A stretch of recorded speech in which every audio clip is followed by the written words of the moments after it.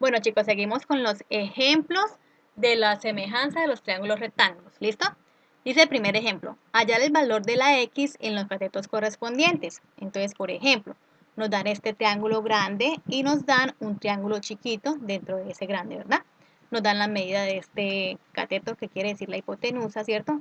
Nos dan la medida también de esta hipotenusa y de los catetos del triángulo grande, ¿verdad? Pero tenemos que hallar los catetos del triángulo pequeño en este caso, ¿listo? Entonces, ¿qué hacemos? Primero que todo, hay dos formas de hacerla. Esta forma, que es, digamos, que la más fácil, digámoslo así, o la más corta. Y hay otra fórmula que es recomendable siempre hacerla, ¿listo? Para que tengamos un procedimiento.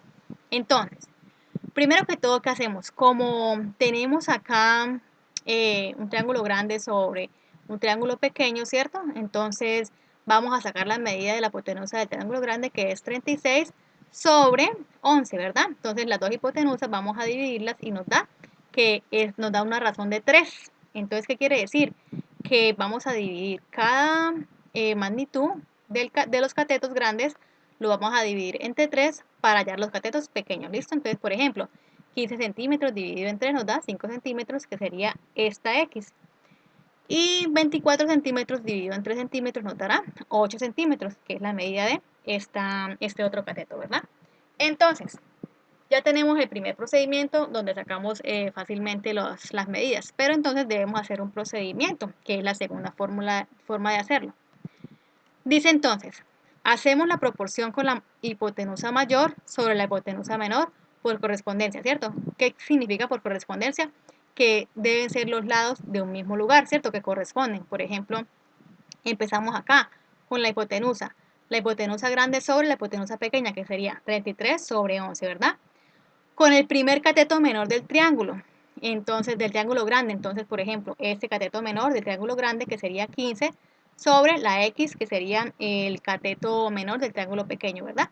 Que hay que hallarlo. Entonces, ¿qué hacemos? Vamos a multiplicar y a dividir y a despejar la X para que nos dé el valor. Entonces, empezamos 33 por X y 11 por 15, ¿verdad? Entonces, vamos a despejar la X y el 33 que está multiplicando pasaría a dividir. ¿Listo? Y ya haciendo las operaciones, notaría que 5 centímetros es el valor de la X. ¿Listo? Así como nos dio lo de la razón. Ahora, hacemos la proporción con la hipotenusa mayor sobre la hipotenusa menor, o sea, igualito a este procedimiento, para hallar ahora el siguiente cateto. ¿Es igual a qué? Igualamos a qué? A la medida del cateto mayor, ¿cierto? Que es 24 sobre el cateto mayor del triángulo pequeño, que sería X, ¿cierto? Hacemos el mismo procedimiento. Entonces 33 por X y 11 por 24. Entonces vamos a despejar X, pasamos al 33 a dividir y nos da como resultado 8 centímetros, que es lo mismo que nos dio acá con la razón. ¿Listo? Bueno, chicos, seguimos con el segundo ejercicio. Dice, tenemos un árbol, ¿cierto? Y un edificio que junto con los rayos del sol forman dos triángulos semejantes, ¿cierto? Entonces acá un triángulo grande y acá vemos el triángulo chico. Ahora, se observa que la sombra del edificio es de 270 metros. Entonces esta sombra, ¿cierto? Es de 270 metros. Y que el árbol con una altura de 5 metros, ¿cierto? Como lo podemos observar, tiene una sombra de 6 metros. Listo. ¿Cuál es la altura del edificio? Nos están pidiendo entonces la altura de este cateto, ¿cierto?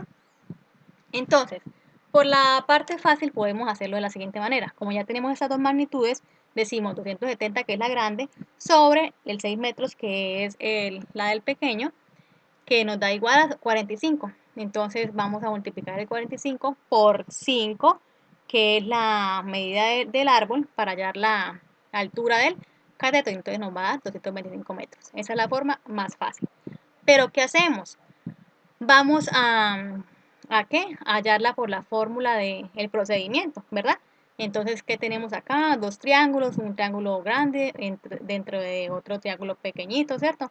Es decir, un triángulo pequeño entre uno grande, ¿verdad?